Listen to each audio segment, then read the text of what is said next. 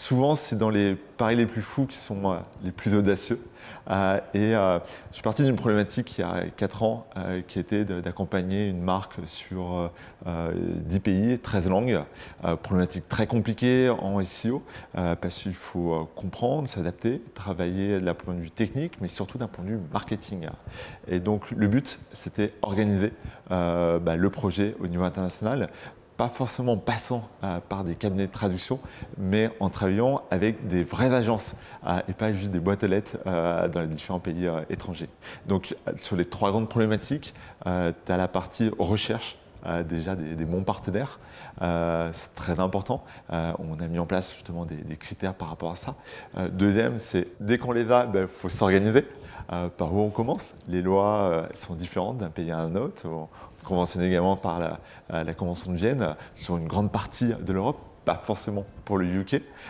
Et après, c'est OK, on les a trouvés, on est organisé, et c'est parti, il faut travailler. Donc comment on travaille concrètement d'un point de vue SEO.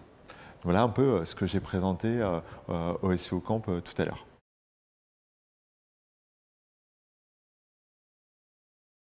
J'avais beaucoup forcément de marketeurs.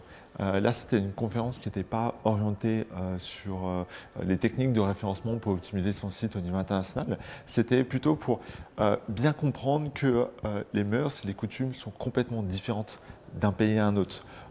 Français qu'on est, on est très proche de l'Italie, de l'Espagne par rapport à nos racines latines. Et pourtant, quand on parle avec eux de projets, quand on essaie de comprendre les intentions d'achat en Italie, c'est complètement différent, mais vraiment différent. Limite, on va être plus proche, pour le coup, des Anglais sur les intentions d'achat. Et les Italiens vont être plus proches que les Espagnols, que les Grecs et que la Turquie.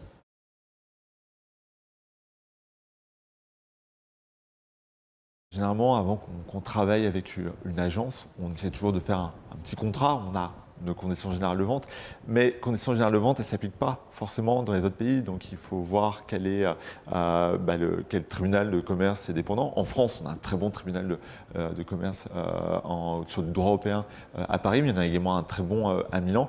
Mais ce que je recommandais, c'était directement de faire un gentleman agreement, justement avec le partenaire, parce qu'on parle de loi, mais en France, on est habitué à tout simplement, l'exemple bateau que je vais prendre, paiement en 30 jours ou 45 jours pour des grands groupes. En Allemagne, paiement sous 7 jours. En Russie, il y a un embargo en ce moment. Pourtant, on a des projets également en Russie. Et donc, payer là-bas en rouble alors qu'on ne peut pas sortir de l'euro en rouble, c'est très compliqué, ça prend du temps et pourtant, eux, il leur faut les paiements avant même de commencer. Donc, c'est tout ça qu'il faut prendre en compte quand on travaille avec les Polonais, c'est en zloty, qu'on doit les payer, il y a des frais de change. Bref, c'est plein de petits détails qui permettent de mener un projet sereinement. Ce n'est pas justement se louper sur tout ce qui est monétaire, organisationnel, transactionnel et encore une fois, surtout, bien comprendre les mœurs et les coutumes et les intentions d'achat pays par pays. Moi, typiquement, je connais très bien mon réseau français. Je suis né en France, j'ai mon éducation française. Qu'est-ce que je connais du fashion en Italie ou en Espagne ou en Allemagne? Donc, c'est beaucoup mieux d'avoir des partenaires qui connaissent bien leur pays et qu'ensemble, on grandit et on va plus loin.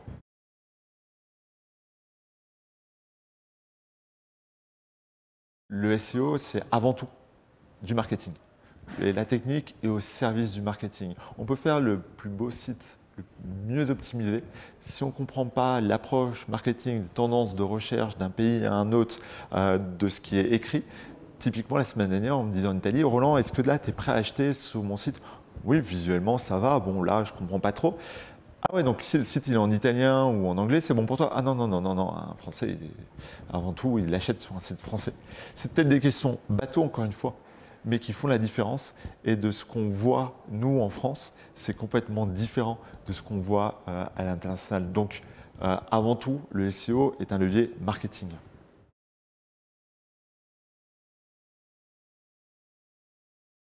J'étais à cette première réunion d'initiative également, à l'époque menée avec Alexandre, David Philippe également. Le but, c'était vraiment de réunir les référenceurs, que ce soit White Hat, Black Hat, des passionnés, des futurs passionnés. Au fil des années, je pense que la première mission des CE Camp est un total succès parce qu'on le voit sur 2 jours, 500 personnes, une très bonne ambiance, des gens qui viennent d'année en année. On rencontre toujours des gens passionnés et passionnants à entendre. Donc c'est vraiment très enrichissant. C'est une famille. Travaille tous dans différentes agences, annonceurs, in-house, mais ici, on est avant tout là pour partager une passion et faire en sorte que, pareil que sur le projet international, finalement qu'ensemble on puisse aller de l'avant et qu'on puisse travailler, échanger. Donc c'est vraiment, oui, une grande famille et chapeau. Encore une fois, je le dis, et d'avoir été organisateur de cet événement-là, je vous parle avec connaissance. Ça demande beaucoup de temps, du temps perso, sur lequel personne ne se met en avant sur le comité de direction. Et chapeau à Aymeric qui a mené un très très gros travail.